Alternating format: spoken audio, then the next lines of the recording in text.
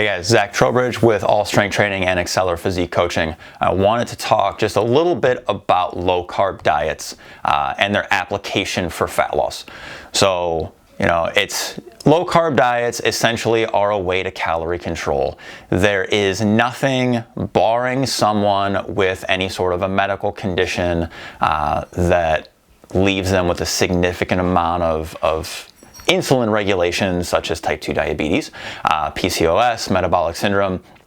With a normal person, even if their body fat levels are higher, the reason they're having issues with body fat is not simply because of the presence of carbs.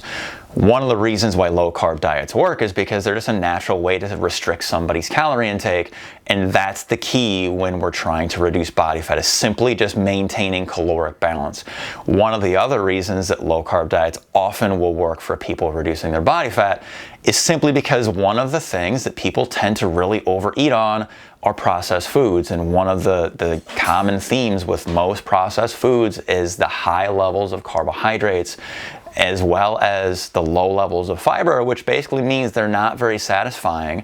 So it's really easy to eat a couple extra 100 calories a day from refined and processed carbohydrates than it is from protein or from vegetables or even from other types of carbs that are not processed, such like sweet potatoes and apples and blueberries and things like that. So, there is not a fundamental requirement to completely carbohydrate restrict.